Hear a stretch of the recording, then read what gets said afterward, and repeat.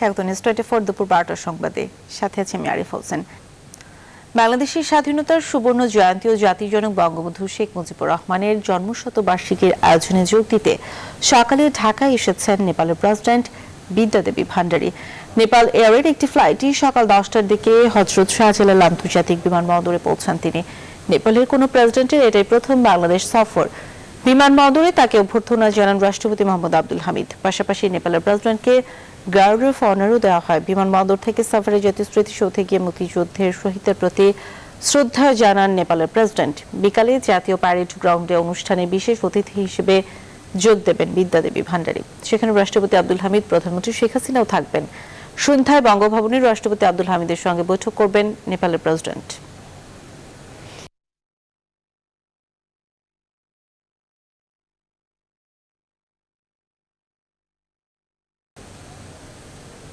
গেল এক সপ্তাহে করোনা পরীক্ষা বেড়েছে 20%, আর পরীক্ষার তুলনায় রোগী শনাক্ত বেড়েছে 91%। এই অবস্থায়ও করোনা নিয়ে কোনো ভয় নেই শ্রমজীবীদের। রাতের রাজধানীতে যতটা ব্যস্ততা শ্রমজীবীদের, ততটাই যেন উদাসীনতা করোনা নিয়ে। বিশ্বাসই করতে চান না করোনা বলে কিছু আছে। বিশেষজ্ঞরা বলছেন এখন থেকে স্বাস্থ্যবিধি না মানলে পরিস্থিতি হবে আরও ভয়াবহ। প্লাবন রহমানের রিপোর্টে বিস্তারিত। রাজধানীর অন্যতম প্রাণকেন্দ্র কারওয়ান বাজার, ঢাকার সবচেয়ে বড় পাইকারি বাজার। রাতের কারওয়ান বাজারেও ব্যস্ততা কম নয় শ্রমজীবীদের। সারা দেশ থেকে রাতেই বিভিন্ন সবজি খাদ্যপণ্য আসে এই পাইকারি বাজারে, যেখানে হাজার হাজার শ্রমিকের ঘাম ঝরা সমান ব্যস্ততা। কিন্তু কারো মধ্যেই করোনা নিয়ে নেই ন্যূনতম ভয় শঙ্কা। মাছ পরি মাঝে সাথে এবারে বেচা কিনা ঝামেলা হয়। যারা সুদ খায় একশনে ভয় থাকবো। আমরা কি সুদ খাই নাকি? না, সুদের টাকা আছে। যারা দেশে 2 নম্বরই করে, দুর্নীতি করে, এরাই তো করোনা ধরবো। আমগো মাস্ক লাগে না, আমরা পরিশ্রমের লোক, আমগো করোনা ভাইব না। রাতের এমন আলোয় যে যার মতো ছুটছেন। পণ্যের দাম দর বেচা কেনাতে ব্যস্ত ক্রেতা বিক্রেতারা। বালাই নেই স্বাস্থ্যবিধির। এত মানুষের মধ্যে খুঁজে পাওয়াই কঠিন মুখের মাস্ক। আমরা কাজের সময় মাস্ক ব্যবহার করতে পারিনি। শত শত মানুষ আল্লাহর রহমতের জায়গায়, এটি কোনো করোনা নাই। অথচ গত 2 সপ্তাহ ধরে খারাপের দিকে দেশের করোনা পরিস্থিতি। তথ্য বলছে 14 থেকে 20 মার্চ দেশে 1,39,666টি নমুনা পরীক্ষা হয়েছে। করোনা শনাক্ত হয়েছে 12,470 জনের। আর আগের সপ্তাহে অর্থাৎ 7 থেকে 13 মার্চ নমুনা পরীক্ষা হয়েছিল 1,16,232 জনের। করোনা সংক্রমণ ধরা পড়েছিল 6,512 জনের। এই হিসেবেই এক সপ্তাহের ব্যবধানে নমুনা পরীক্ষা বেড়েছে 20% আর করোনা শনাক্ত বেড়েছে 91%। যদি আমরা এটাকে লাগামের ধরতে না পারি, তাহলে কিন্তু এটা খুব দ্রুত আমাদের সবচেয়ে বেশি রোগী শনাক্ত হয়েছিল 3200 প্লাস কিছু সংখ্যা, সেটা কিন্তু ছাড়িয়ে যাবে আগামী 2 সপ্তাহের মধ্যে। চলতি বছরের জানুয়ারিতে দৈনিক করোনা শনাক্তের হার 3%-এরও নিচে নেমেছিল। তবে মার্চের শুরু থেকেই বাড়ছে সংক্রমণ। তারপরও এভাবেই চলছে জনজীবন। এই রিপোর্ট করতে গিয়ে কারওয়ান বাজারে 1 ঘন্টারও বেশি সময় ঘুরেছে নিউজ 24-এর ক্যামেরা। যে সময়ের মধ্যে হাতে গোনা 2-3 জনের বেশি কারো মুখেই খুঁজে পাওয়া যায়নি মাস্ক। বিশেষজ্ঞরা বলছেন এমন অবস্থা চলতে থাকলে করোনা পরিস্থিতি আরো ভয়াবহ হতে সময় লাগবে না বেশি দিন। আর তাই বিকল্প নেই সতর্ক হওয়ার। প্লাবন রহমান, নিউজ 24, কারওয়ান বাজার, ঢাকা। খুলনায় হঠাৎ করে আবারও বেড়েছে করোনা সংক্রমণ। আক্রান্তের সঙ্গে বাড়ছে মৃত্যু। সংক্রমণ রোধে বারবার স্বাস্থ্যবিধি মানার কথা বলা হলেও তা মানছেন না কেউ। মাস্ক ছাড়াই চলাফেরা করছেন মানুষ। এই অবস্থায় মাস্ক ব্যবহারে সচেতনতা গড়ে তুলতে মাঠে নেমেছে প্রশাসন। শামসুজ্জামান শাহিনের তথ্যচিত্র, ডেস্ক রিপোর্ট। সিভিল সার্জন অফিসের তথ্য বলছে গেল 2 সপ্তাহে শুধু খুলনা নগরীতে করোনায় আক্রান্ত হন 53 জন। 1 মাস আগে এখানে করোনা সংক্রমণের হার 2 থেকে 3% থাকলেও বর্তমানে তা 9 থেকে 10% ছাড়িয়েছে। করোনা সংক্রমণের হার ঊর্ধ্বমুখী হলেও মানুষের মধ্যে নেই সচেতনতা। চিকিৎসকরা বলছেন টিকার প্রথম ডোজ নেয়ার পর স্বাস্থ্যবিধি মানছেন না অনেকে। দ্বিতীয় ডোজ নেয়ার আগে স্বাস্থ্যবিধি ও সামাজিক দূরত্ব না মানায় করোনা সংক্রমণ আবারও বেড়েছে। গেল কয়েকদিন ধরে হাসপাতালে রোগী ভর্তির সংখ্যাও বেড়েছে। উদ্বেগ তৈরি হয়েছে নতুন করে। এই রিল্যাক্স মোডে যাওয়ার জন্য করোনা সংক্রমণ আবার বেড়েছে, যার জন্য যেটা 1 মাস আগেও 2.5% সেটা কিন্তু এখন 9 থেকে 10% চলে গেছে। করোনা সংক্রমণ রোধে সবার মাস্ক পরা নিশ্চিতে মাঠে নেমেছে পুলিশ। মাস্ক পরার অভ্যাস, করোনা মুক্ত বাংলাদেশ, এটা যদি আমরা মেনে চলতে পারি তো সেই ক্ষেত্রে আমরা মনে করি যে বাংলাদেশ করোনা মুক্ত থাকবে এবং করোনা থেকে অনেকটা নিরাপদ থাকবে। একইভাবে রাজনৈতিক সামাজিক বিভিন্ন সংগঠনও সচেতনতামূলক কর্মকাণ্ড শুরু করেছে। মাস্ক এবং হাতে স্যানিটাইজার এবং তাদেরকে আরো স্বাস্থ্যবিধি মেনেই তাদেরকে জীবনযাত্রা অব্যাহত রাখার জন্য তাদেরকে আমরা সেই নির্দেশনা দেবো। মাস্ক ব্যবহার ও স্বাস্থ্যবিধি না মানলে আইন অনুযায়ী ব্যবস্থা নেওয়া হবে জানালেন জেলা প্রশাসক। সত্য যারা মাস্ক বা স্বাস্থ্যবিধি মেনে চলবেন না তাদের বিরুদ্ধে সংশ্লিষ্ট আইন মোতাবেক প্রয়োজনীয় কার্যকর পদক্ষেপ গ্রহণ করার জন্য বলা হয়েছে। রোববার পর্যন্ত দেশে করোনায় মোট আক্রান্ত হয়েছেন 5,70,887 জন এবং মারা গেছেন 8,690 জন। Desk report, news 24। দৈনিক জনকণ্ঠ পত্রিকার সম্পাদক ও প্রকাশক মোহাম্মদ আতিকুল্লাহ খান মাসুদ আর নেই। আজ ভোর 5:30টার দিকে রাজধানীর এভারকেয়ার হাসপাতালে নেওয়ার পর তাকে মৃত ঘোষণা করা হয়। তার শ্বাসকষ্টজনিত সমস্যা হয়েছিল। তিনি স্ত্রী, 2 ছেলে ও নাতি নাতনি রেখে গেছেন। এভারকেয়ার থেকে তার মরদেহ ক্যান্টনমেন্টের বাসায় নিয়ে যাওয়া হয়। বাদ জোহর সেখানে জামে মসজিদে নামাজে জানাজা হবে। পরে মরদেহ রাখা হবে বারডিম হাসপাতালের হিমঘরে। তার ছেলে বিদেশ থেকে ফেরার পর দাফনের বিষয়ে সিদ্ধান্ত হবে।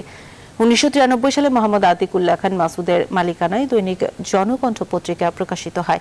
তিনি পত্রিকাটির সম্পাদক, মুদ্রাকর ও প্রকাশক ছিলেন।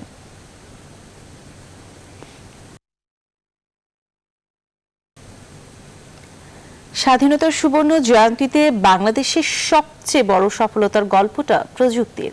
স্বাধীনতার পর বিজ্ঞান ও প্রযুক্তিতে এগিয়ে যাওয়ার যে স্বপ্ন বঙ্গবন্ধু শেখ মুজিবুর রহমান দেখেছিলেন তা বাস্তবায়নে দ্রুত গতিতে এগিয়ে চলছে ডিজিটাল বাংলাদেশ বিনির্মাণের কাজ। বাকিটা জানাচ্ছেন রিশাদ হাসান। 1975 সালে রাঙ্গামাটির বেদবুনিয়ায় ভূ উপগ্রহ কেন্দ্র উদ্বোধন করেছিলেন বঙ্গবন্ধু শেখ মুজিবুর রহমান। স্বাধীন বাংলাদেশে ডিজিটাল শিল্প বিপ্লবের গল্পটা শুরু হয় সেখান থেকেই। এরপর 2008 সালে নির্বাচনী ইশতেহারে ডিজিটাল বাংলাদেশ গড়ার ঘোষণা দেয় আওয়ামী লীগ। ক্ষমতায় আসলে প্রধানমন্ত্রী শেখ হাসিনা ও তার তথ্য প্রযুক্তি উপদেষ্টা সজীব ওয়াজেদ জয়ের রূপরেখায় শুরু হয় ডিজিটাল বাংলাদেশ বিনির্মাণের কাজ। সারা দেশে সকল প্রান্তে ইন্টারনেট পৌঁছবার কাজ, সাবমেরিন কেবলে যুক্ত হওয়া সহ দেশব্যাপী চলে ডিজিটাল ডিভাইস ও ইনোভেশনে ব্যাপক কর্মযজ্ঞ। বর্তমানে সারা দেশে ইন্টারনেট ব্যবহারকারীর সংখ্যা প্রায় 10.5 কোটি। দেশে মোট জনসংখ্যার অর্ধেকের বেশি তরুণ। তাই ডিজিটাল বাংলাদেশ গড়ার দায়িত্ব তুলে দেওয়া হয় তরুণদের উপর। যে লক্ষ্যে 2021 সালের মধ্যে $5 বিলিয়ন আয়ের লক্ষ্যমাত্রার খুব কাছে এখন বাংলাদেশ। আমরা আশা করছি যে 2025 সালের মধ্যে ই কমার্সে 5 লক্ষ এবং সফটওয়্যার, হার্ডওয়্যার এবং সার্ভিস সেক্টরে আরো 5 লক্ষ, সব মিলিয়ে আগামী 5 বছরে আমরা 10 লক্ষ তরুণ তরুণী কর্মসংস্থান সৃষ্টি করতে পারবো। শুধু তাই নয়, 2018 সালের 11 মে কেনেডি স্পেস সেন্টার থেকে নিজেদের স্যাটেলাইট বঙ্গবন্ধু 1 উৎক্ষেপণের মধ্য দিয়ে 57তম দেশ হিসেবে নিজেদের নাম লেখায় বাংলাদেশ, যার মাধ্যমে ডিজিটাল বাংলাদেশ বিনির্মাণের স্বপ্নকে আরো এগিয়ে নিয়ে যাওয়া হয়। বিটিআরসি বলছে 2021 সালেই দেশে চালু করা হবে 5G ইন্টারনেট, চতুর্থ শিল্প বিপ্লবের দৌড়ে, যা বাংলাদেশকে রাখবে বিশ্বের বহু দেশের চেয়ে এগিয়ে। রিশাদ হাসান, নিউজ 24, ঢাকা। দেশের চাহিদা মিটিয়ে রপ্তানিতে বাংলাদেশি ওষুধ শিল্পের সুনাম এখন বিশ্বজুড়ে। প্রতি বছর দেশীয় চাহিদার 98% পূরণ করে ওষুধ রপ্তানি হয় বিশ্বের 147 দেশে। সব মিলিয়ে খাতের বাৎসরিক বাজার মূল্য দাঁড়িয়েছে 25 থেকে 30 হাজার কোটি টাকায়। বিশেষজ্ঞরা বলছেন, এই মুহূর্তে ওষুধ শিল্পের প্রধান চ্যালেঞ্জ কাঁচামাল উৎপাদনের স্বয়ংসম্পূর্ণতা অর্জন। তাহলে আরও এগিয়ে যাবে এ খাত। ওষুধ শিল্পের সফলতার চ্যালেঞ্জের চিত্র তুলে ধরছেন ফখরুল ইসলাম। দেশে ওষুধ শিল্পের যাত্রাটা 50-এর দশক থেকে 80-র দশকের আগ পর্যন্ত ওষুধের চাহিদা 80% ছিল আমদানি নির্ভর। বিদেশি ওষুধ কোম্পানির একচেটিয়া দখল থেকে দেশের বৃহত্তম এই বাজারটি মুক্ত হয় 1982 সালে ওষুধ নিয়ন্ত্রণ অধ্যাদেশ জারির মাধ্যমে। দেশীয় ওষুধের চাহিদা মিটিয়ে এখন স্বয়ংসম্পূর্ণ এই শিল্প। প্রায় 40 বছরে দেশ জুড়ে গড়ে ওঠে 259টি ছোট বড় ওষুধ কারখানা। দেশের 98% চাহিদা মিটিয়ে ওষুধ রপ্তানি হয় 147টি দেশে। ওষুধের দেশীয় বাজারও ফুলে ফেঁপে দাঁড়ায় প্রায় 25 থেকে 30 হাজার কোটি টাকায়, যার বাজার মূল্য 2017-18 অর্থ বছরে $10.35 লাখ। 2018-19 অর্থ বছরে তা দাঁড়ায় 13 কোটিতে। 2019-20 অর্থ বছরে ওষুধ রপ্তানি হয়েছে $13.57 লাখ। আমাদের ঔষধ গুণগত মানের দিক থেকে এবং অ্যাকসেপ্টেবিলিটির দিক থেকে, অ্যাক্টিভিটির দিক থেকে ভালোভাবে মূল্যায়িত হচ্ছে, এবং এইটা একটা সেক্টর যে থ্রাস্ট সেক্টর দিয়ে আমরা আমাদের ইকোনমিককে আরো দ্রুত উন্নয়ন ও প্রগতির দিকে নিতে পারি। বিশেষজ্ঞদের মতে ওষুধ শিল্পকে এগিয়ে নিতে এখন নজর দিতে হবে কাঁচামাল উৎপাদনের দিকে, তাহলেই দ্বিগুণ হবে ওষুধের বাজার। অনেক সাকসেস স্টোরি থাকলেও একটা অসুবিধা আছে, আমরা এখনো ফার্মাসিউটিক্যাল র ম্যাটেরিয়াল মানে অ্যাক্টিভ ইনগ্রেডিয়েন্ট যেটাকে বলে, এইটা আমরা স্বয়ং সম্পূর্ণ নয়। আরো যদি আমরা থ্রাস্ট দেই ইনভেস্টমেন্টে, গভর্নমেন্ট যদি তাদেরকে কিছু প্রণোদনার মতো দেয়, তাহলে আমরা বেসটা আরো ব্রডেন করতে পারি।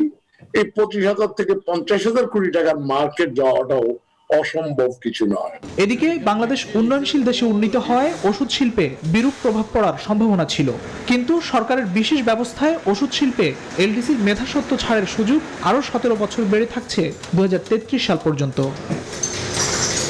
ফখরুল ইসলাম, নিউজ 24, ঢাকা। এবার অগ্নিছড়া মার্চ। আজ এবং ঠিক এই মুহূর্ত থেকে আমরা স্বাধীন। আমার বাঙালি এখন ঐক্যবদ্ধ, তারা যুদ্ধ করবে এবং জয় সুনিশ্চিত। ৭১-এর 25শে মার্চ রাত ৯টায় কামাল হোসেনকে বলেছিলেন বঙ্গবন্ধু শেখ মুজিবুর রহমান। ওই দিন শেষবারের মতো 32 নম্বরের বাড়িতে যান তিনি। আরো জানাচ্ছেন তৌহিদ শান্ত। ইয়াহিয়া আর ভুট্টো ঢাকা ছাড়লেন সেনা পাহারায়। কামাল হোসেন তখনই বুঝেছিলেন ভয়ঙ্কর কোনো ষড়যন্ত্র প্রস্তুত হচ্ছে বাঙালির জন্য। এখন অনেক বয়স মুক্তিকামী এই বাঙালির, অনেক কিছুই স্মৃতিতে ঝাপসা, ইতিহাসের সাক্ষী নিজেই। ভুল যেন না হয় টেনে নিলেন নিজের বই। বললেন ব্যারিস্টার আমিরুল ইসলাম আর ব্যবসায়ী মুসাকে নিয়ে 25শে মার্চ রাত 8:30টার দিকে রওনা হন তাজউদ্দিন আহমেদকে তুলে নিতে। পথেই 32 নম্বর, বাঙালির মুক্তির স্বপ্ন যে বাড়ি। শেষবারের মতো গেলেন বঙ্গবন্ধুর কাছে। 32 নম্বরে আমরা ঢুকলাম। তো বঙ্গবন্ধু, আরে তোমরা এখনো যাওনি পুরনো টাউনে, যেটা আমি বলেছিলাম। তো আমরা যখন আপনার ব্যাপারে আমরা চিন্তিত, বললাম আমাকে আল্লাহর ভরসা, তোমরা যাও, আমাদের লোকজন ঐক্যবদ্ধ হয়ে যুদ্ধ করবে এদের বিরুদ্ধে। উনি যে খুব জোরে বললেন যে বিজয় আমাদের অনিবার্য। কামাল হোসেনের আর বুড়িগঙ্গা পাড়ি দেওয়া হয়নি। 2 দিন পরেই ধরা পড়েন সেনাবাহিনীর কাছে, ধরে নিয়ে যাওয়া হয় পাকিস্তানে। অ্যারেস্ট করে নিয়ে গেল ক্যান্টনমেন্টে। প্রথম একটা ওই যে ওদের টেনিস কোর্ট যেখানে আছে ওখানে থামালো, এখানে বসো। কিছুক্ষণ পরে এসে আবার নিয়ে গেল আমাকে জিওসির বাসায় একটা গেস্ট রুমে। তো বললো তোমার নেতাকে তো এখানেই 1 রাত কাটিয়েছেন। তো সেই যে আমি ঢুকলাম জেলে, বেরিয়েছি 28 তারিখ ডিসেম্বর। ষড়যন্ত্রকারী ভুট্টো শেষ মুহূর্তে বঙ্গবন্ধুর কাছে নতজানু হয়েছিল, প্রস্তাব দিয়েছিল কোনোভাবে কোনো দিক দিয়ে পাকিস্তানের সঙ্গে সম্পর্ক রাখা যায় কিনা। ভুট্টো এসে আসলো দেখা করতে আমার সাথে। এসে প্রথম তো খুব নরমভাবে বলছে যে হ্যাঁ দেখেন তো, এই আপনি তো পাকিস্তান বানিয়েছিলেন, তখন ছোট ছিলাম ইত্যাদি। ও বলতে থাকলো যে একটা কিছু সম্পর্ক রাখেন, বলেন কোনো রকমের রাজনৈতিক আলোচনা এখানে এই অবস্থায় আমার পক্ষে করা সম্ভব না। আর আমার ভাগ্য যে উনি বেরোতে বেরো বলে, আচ্ছা দেখো কামাল হোসেনও বোধহয় এখানে বন্দি আছে, হলে আমার কাছে পাঠিয়ে দাও। তো বঙ্গবন্ধুর বক্তৃতার মধ্যে পাবেন যে ভুট্টো, তুমি বলছো বাংলাদেশ আর তোমাদের সঙ্গে কি সম্পর্ক থাকবে? 2 সার্বভৌম রাষ্ট্রের মধ্যে যে সম্পর্ক সেটা অবশ্যই হবে। পাকিস্তান টেকেনি শোষণ, নির্যাতন, নিষ্পেষণ আর বৈষম্যের কারণে, কিন্তু কামাল হোসেন মনে করেন হয়তো সেই নির্যাতন, শোষণ এখন নেই, তবে বৈষম্যহীন সমাজ এখনো হয়নি বাংলাদেশে। তৌহিদ শান্ত, নিউজ 24, ঢাকা। নিউজ 24 দুপুর 12টার সংবাদে সময় একটা বিরতি, ফিরছি একটু পর, সঙ্গেই থাকুন।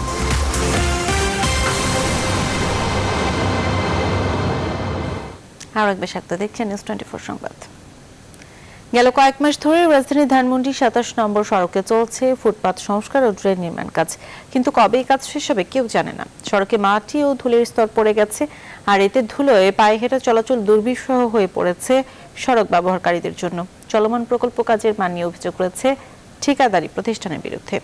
বিস্তারিত তালুকদার বিপ্লবের প্রতিবেদনে। ঢাকা দক্ষিণ সিটি কর্পোরেশনের বৃহৎ প্রকল্পের আওতায় রাজধানীর ধানমন্ডি 27 নম্বর সড়কে চলছে ফুটপাত উন্নয়ন ও ড্রেন নির্মাণ কাজ। অভিযোগ আছে গত কয়েক মাস ধরে রাস্তার উভয় অংশ জুড়ে নির্মাণ সামগ্রী ফেলে রাখা হয়েছে। সড়ক জুড়ে মাটি ও ধুলির স্তর পড়ে ধুলায় নাকাল স্থানীয়রা। এছাড়া চলমান কাজের মান নিয়েও অভিযোগ আছে ঠিকাদারি প্রতিষ্ঠানের বিরুদ্ধে। ধুলাবালে বলে স্যার আমগো অফিস বইরা জায়গা পানি দেন, আমরা নিজেরই পানি দিচ্ছি। এই ধুলাবালি এবং এই খোঁড়াখুড়ির জটে আমরা কিন্তু অ্যাকচুয়ালি অতিষ্ঠ। দেখা যায় ইটের খোয়া চালনি দিয়ে চেলে দেওয়ার কথা থাকলেও ময়লা আবর্জনা সহই এইসব ইটের খোয়া দিয়ে ড্রেন ঢালাইয়ের কাজ করছে মিস্ত্রি। ময়লা ওইখানের থেকে এখানে এসে নামে। কিসের ময়লা? এটা বাথরুমের ময়লা। আমরা এই জায়গায় অনেক পাইপ এরকম দেখছি, আগে যারা কাজ করে গেছে তারা জানে কিসের জন্য কিসের পাইপ দিছে। চালেন নাই কেন সেটা আমাকে বলেন, চালেন নাই কেন? এটা বলে নিয়ে আসছে আর এগুলো মাল চালিয়ে দিতেছে। তো আবার বাসাবাড়ির পয়ঃবর্জ্য বেরিয়ে যাওয়ার পথ হিসেবে বৃষ্টির পানির ড্রেন ব্যবহার করছেন স্থানীয়রা। এসব অনিয়মের সাথে কাজের ঠিকাদার সাবেক কাউন্সিলর জড়িত এমন অভিযোগ রয়েছে স্থানীয় কাউন্সিলরের। এলাকার 27 নম্বরে যে কাজগুলো হচ্ছে সেই কাজগুলো প্রচন্ড অনিয়মের মাধ্যমে চলতেছে। তো এই অনিয়মটা হলো ধরেন আগের সাবেক কমিশনার, উনি কমিশনার ছিলেন, কাউন্সিলর ছিলেন, উনি কন্ট্রাক্টর হয়ে গেছেন একই সাথে ঠিকাদার। এইটাই তো বড় অনিয়ম। তো ওনাকে আপনাকে তালাশ করে ওনাকে ধরেন।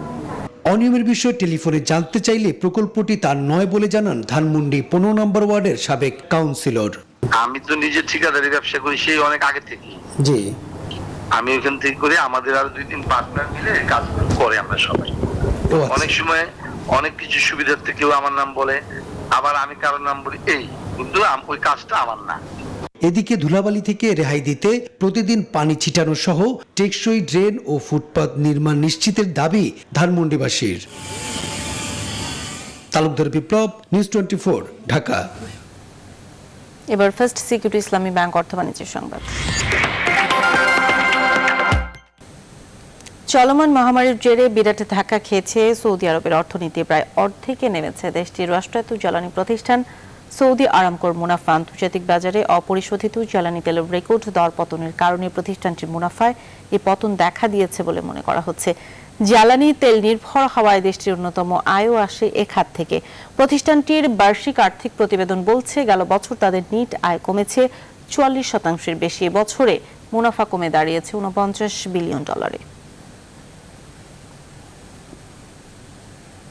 কলাম বিমের পরিবর্তে প্যারালাল শেয়ার ওয়েলস কনসেপ্টে 1 কিলোমিটার উচ্চতার ভবন নির্মাণ সম্ভব বলে জানিয়েছেন কাতার প্রবাসী বাংলাদেশি প্রকৌশলী ফিরোজ আলম। এই পদ্ধতিতে কলামের পরিবর্তে 278 তলা ভবন বানানো সম্ভব হবে, যাতে অবকাঠামোগতভাবে নিরাপদ, ব্যবহার উপযোগী, অর্থনৈতিকভাবে সাশ্রয়ী, অধিক প্রাকৃতিক আলো পাওয়া যাবে।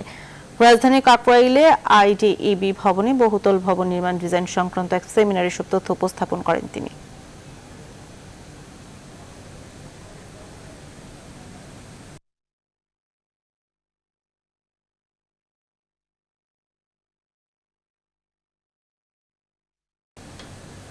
করোনা সংক্রমণ রোধে সচেতনতা বাড়াতে কার্যক্রম চালাচ্ছে পুলিশ। এ বিষয়ে বিস্তারিত জানাতে কারওয়ান বাজার থেকে আমাদের সঙ্গে যুক্ত হচ্ছেন সহকর্মী তৌহিদ শান্ত। শান্ত, মানুষকে সচেতন করতে পুলিশ কি কি ধরনের উদ্যোগ নিয়েছে?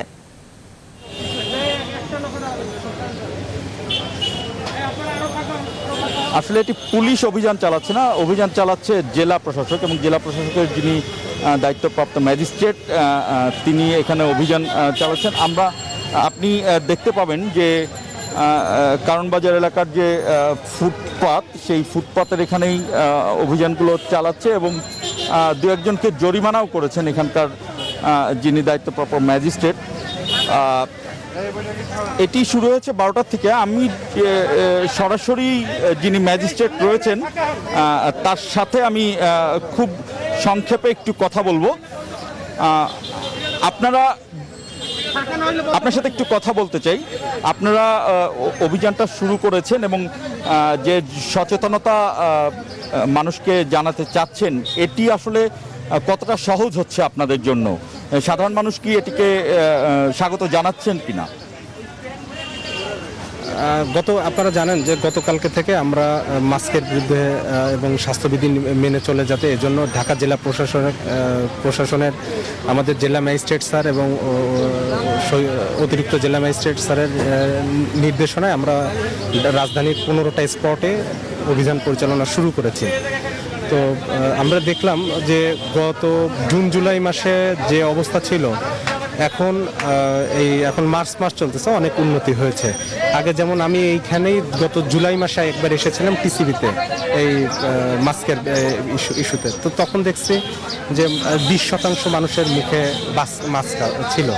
আজকে দেখলাম যে ওখানে আমার ভালোই লাগলো যে আমাদের আজকে 90% উপরে মানুষের মুখে মাস্ক আছে এবং তারা কিছুটা হলেও আগের থেকে সচেতন। কিছু মানুষ আছে যাদের ক্রয় ক্ষমতার ভেতরে নাই মাস্ক, সেক্ষেত্রে আমরা তাদেরকে আপনারা কতজনকে জরিমানা করতে পেরেছেন বা আপনাদের যে ধারণা ছিল সেই ধারণা অনুযায়ী কি মানুষ সচেতন কিনা? কারণ এটি তো 1 বছর হয়ে গিয়েছে করোনা আক্রান্তর মধ্যে আছেন। আমরা তো যারা মাস্ক না পরে তাদের ক্ষেত্রে আমরা জরিমানা করে থাকি, কিন্তু আজকে এসে এখানে দেখলাম যে সবারই মাস্ক আছে, 2-3 জন বাদে। তো 2-3 জন যারা মাস্ক পরেননি তাদেরকে আমরা জরিমানার আওতায় এনেছি এবং প্রথমেই আমরা এখানে টিসিবির যিনি বিক্রয় করেছিলেন উনার মাস্ক ছিল কিন্তু উনি নামিয়ে রেখেছিলেন, তো আমি উনাকেও জরিমানা করেছি এবং উনি বলেছেন এটা তার ভুল হয়েছে, ভবিষ্যতে। আপনাকে ধন্যবাদ। আপনার অভিযান চালাচ্ছে, আপনি দেখছেন যে যেটি তারা বলছেন যে আজকে তারা যে অভিযানে নেমেছেন কারণ বাজারে, সেখানে সাধারণ মানুষের মধ্যে সচেতনতার যে হার সেটি কিন্তু বেড়েছে এবং সেই জায়গা থেকে মানুষ অনেকটাই সচেতন।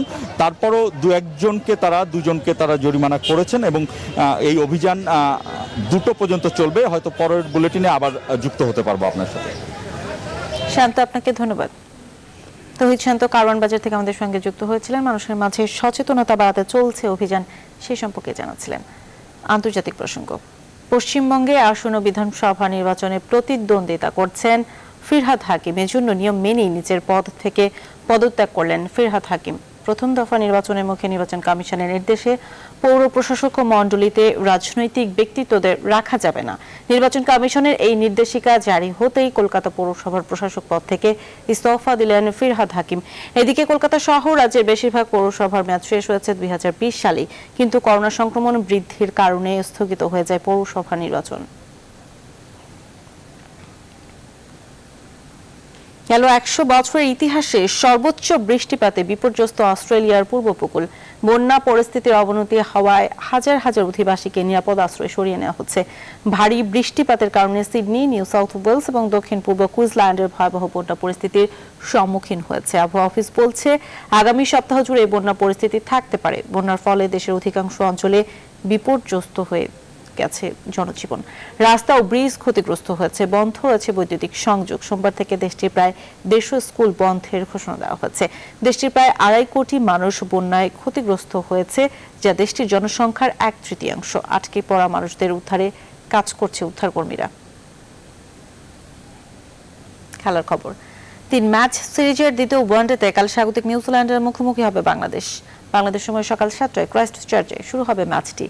সিরিজের প্রথম ওয়ানডে ম্যাচে বাংলাদেশকে পাত্তাই দেয়নি নিউজিল্যান্ড। টস হেরে ব্যাট করতে নেমে মাত্র 131 রানে অল আউট হয়ে যায় বাংলাদেশ। 8 উইকেট হাতে রেখে এই সহজ লক্ষ্য টপকে গিয়ে সিরিজে 3 ম্যাচের সিরিজে 1-0 ব্যবধানে লিড নেয় স্বাগতিকরা। হ্যামস্ট্রিং এর চোটের কারণে প্রথম ওয়ানডে থেকে ছিটকে যাওয়া রস টেইলর এখনও সেরে ওঠেনি। তাই ক্রাইস্ট চার্চে অনুষ্ঠিত হতে যাওয়া দ্বিতীয় ওয়ানডে ম্যাচেও রস টেইলরকে পাচ্ছে না স্বাগতিকরা।